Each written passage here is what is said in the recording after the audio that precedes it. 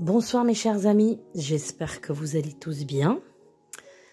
J'ai décidé de faire cette vidéo pour un petit peu voir ce qui va se passer dans les événements prochainement, parce que c'est vrai qu'on est tous un peu inquiets, à cran, nerveux. En tout cas, je vous remercie énormément pour vos gentils commentaires, pour votre bienveillance à mon égard aussi, et pour vos conseils surtout, et pour le temps que vous passez à commenter. Et je remercie aussi beaucoup Marie-Christine qui a fait un soin pour moi aujourd'hui, énormément. Voilà, et je me sens beaucoup mieux, donc je la remercie énormément du fond du cœur. C'est une personne merveilleuse. Voilà, donc écoutez, on va essayer de faire un petit tour pour voir un peu ce qui se passe. Parce qu'évidemment, les choses sont assez incertaines. En tout cas, comme je vous ai dit dans les commentaires, le but en fait, le but actuel de ce qui se passe, c'est aussi la division du peuple, la division au sein même des communautés. Je ne sais pas si vous avez remarqué ça, moi je l'ai remarqué. Vous voyez bien qu'il y a des gens de la même communauté ou du même pays qui ne sont pas d'accord. Il y en a qui sont pour la casse, il y en a qui ne sont pas pour la casse. Donc il y a vraiment une grande division. Il se passe des choses incroyables. C'est vrai que ces forces, si on peut appeler ça les forces occultes, les forces du mal, aiment diviser pour mieux régner, on s'est connu. Donc du coup, cette division, elle est nécessaire pour eux pour que tout part en cacahuète en fait. Donc il faut surtout pas se diviser. C'est vrai qu'il faut qu'on ne cède pas à la nervosité. Il faut qu'on garde le côté patriote comme toujours, hein, vous voyez, là c'est l'honneur de la France, hein, et je pense qu'il y a beaucoup de fils et filles d'immigrés qui aiment la France, auxquels la France a tout donné. Il y en a plein, donc on ne peut pas mettre tout le monde dans le même sac, heureusement d'ailleurs. Moi je suis fière de toutes les réussites des immigrés, parce qu'il y en a plein qui ont réussi, et donc du coup il faut en même temps saluer leurs efforts et leurs réussites, parce que je trouve que c'est des gens exceptionnels. Et puis de l'autre côté, vous avez des banlieues qui sont vraiment perdus, avec des gamins perdus, avec perdus aussi inconscients, et puis je dirais aussi pris dans un piège en fait. Parce que le jour qu'ils se rendront compte qu'ils étaient utilisés, en fait, ils sont utilisés, en fait, tout simplement. Alors pour l'instant, je ne peux pas vous dire par quelle force, hein, mais en tous les cas, ils sont utilisés, ça c'est sûr, à des fins politiques, comme toujours. Et bien, le jour qu'ils vont se rendre compte que finalement, ils étaient utilisés pour rien, alors là, ils vont se mettre contre, contre l'employeur, hein, si on peut dire ça comme ça. Mais cette division, elle n'est pas belle. Et je pense que oui, il y a de la souffrance, il faut la comprendre. Après, oui, la casse, la barbarie, ça c'est hors de question. Surtout que les gens sortent de 2 années de Covid, d'enfermement, de problématiques, surtout chez les commerçants, etc. Je ne sais pas si vous avez vu tous les commerces fermés. C'est impressionnant. Quand vous passez dans des endroits, que ce soit à Marseille ou n'importe où, eh bien, vous voyez un peu ce qui se passe, hein. Alors, donc, on va voir un petit peu tout ça, qu'est-ce que ça présage.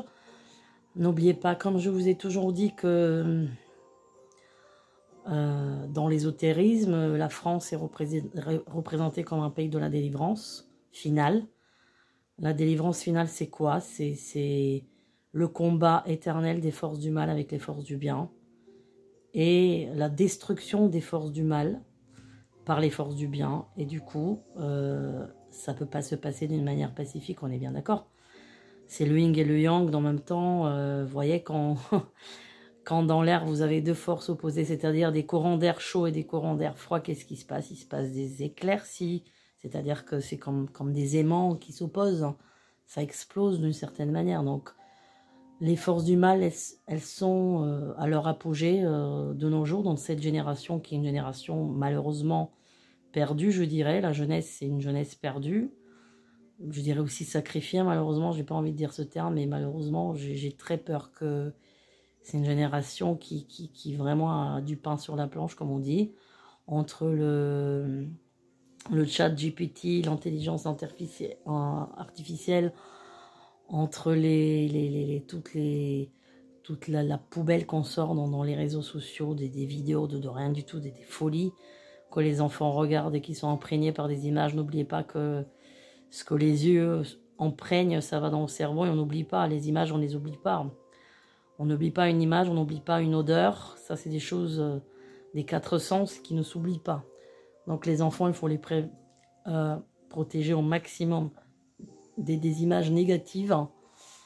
Ne vous étonnez pas que les gens ils savent plus qui ils sont, ils n'ont plus d'identité. Ouais, bon, on va passer sur ce sujet. Mais il y a une telle détresse, actuellement, il y a telle... en fait, et du coup, je pense que c'est c'est fait aussi exprès, on va dire ça comme ça, n'est-ce pas? C'est fait exprès pour que les gens ils ont plus d'identité, c'est-à-dire qu'on efface les origines, on efface les coutumes, on efface... Finalement, on veut faire une assimilation qui ne réussit pas, puisque c'est pas une assimilation, c'est une barbouille de quelque chose qui ne fonctionne pas. On voit bien que comment dire, le vivre ensemble ne fonctionne pas, malheureusement. Ça aurait pu fonctionner, oui. Je pense que ça fonctionnera à un moment donné, oui. Mais il faut que le négatif soit nettoyé. Tous les éléments pervers et parasitaires dans le négatif doivent être éradiqués, comme on dit. Donc c'est eux qui allument le feu en quelque sorte. Vous voyez, c'est pas les gamins de 12-15 ans. Qu'est-ce qu'ils comprennent eux à ça? Donc un gamin, tu lui dis bah, va casser, de toute façon tu feras le casse du siècle et puis tu vas te récupérer des téléphones portables et tout, bah il le fait, hein, il risque rien, c'est un mineur, tu risques rien. J'ai entendu aujourd'hui quelqu'un qui a pris 4 mois, bah voilà, 4 mois. 4 mois pour la casse. Donc voilà, tout est dit, mais le problème initial, il est beaucoup plus profond que ça. C'est comme je vous dis, c'est au-delà de la politique, c'est des forces du bien et du mal qui s'affrontent. C'est les éléments chauds et froids, hein, vous voyez, c'est le jour et la nuit, voilà. Donc cette opposition, elle laissera des étincelles.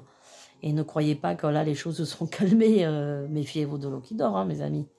Moi, j'y crois pas du tout à cette accalmie. Hein. Là, c'est même bizarre, je dirais. C'est bizarre ce qui se passe là. C'est qu'ils préparent quelque chose de pire, là. Je crains. Hein. Mais, bon, on va voir hein, en voyance. Mais, en tout cas, la division des gens n'est pas bonne. Il faut surtout pas se diviser. Bon, il faut rester citoyen et patriote. Ça, c'est absolument à 100%. Il faut défendre ses valeurs de ce pays qui a quand même acquis des valeurs, qui est le pays des droits de l'homme quand même, quelque part. Un pays quand même, bon, le pays de la liberté en quelque sorte. Mais bon, liberté à quel prix aussi, hein, vous voyez, quand c'est liberté, ça devient de libertaire, bon, c'est pas terrible quoi. Donc la liberté, elle a aussi des degrés, hein. On ne peut pas être que libertaire, hein. Il faut qu'on soit aussi... Il y a la rigueur aussi, hein. Il n'y a pas aussi... On ne peut pas être que bon. Il y a aussi un peu de rigueur dans le bon, hein. Sinon, c'est l'anarchie. Trop de liberté égale anarchie impossible. Ça ne fonctionne pas ici, dans ce peuple latin. Ça fonctionne, oui, dans les pays scandinaves. Par exemple, en Suède, on sait que les familles suédoises sont très cool, très, très copains avec les enfants. Au Canada aussi. Bon, il y a des peuples chez qui ça réussit, hein. Parce qu'il n'y a pas cette violence, il n'y a pas ce côté latin, ce caractère dur aussi caractériel. Donc, chez certains pays, ça peut fonctionner. Voilà. Mais ici, non, ça ne fonctionne pas. Donc, il faut de la rigueur, il faut quand même, comme on dit, qui châtie bien. Enfin, voilà, vous connaissez le verbe, hein, vous connaissez... Oh là là, je perds mes mots en ce moment. Bon, bref. Le proverbe. Qui aime bien châtie bien, voilà, c'est ce qu'on dit. Donc, c'est obligé d'avoir de la rigueur. On ne peut pas être que libertaire et la démocratie ne peut pas exister s'il n'y a pas de règles, parce que ça devient de l'anarchie, tout simplement. C'est impossible. c'est impossible. Donc, voilà, il faut réfléchir à ça. Il faut que la France se reprenne là. Je pense que c'est un avertissement et il faut le prendre très au sérieux. Et je dirais heureusement que ça arrive maintenant.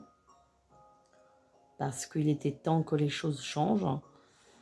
Il est important d'enfin vraiment voir le problème à la racine. Alors encore une fois, comme je dis, je suis fière qu'il y a des gens, parmi des gens issus de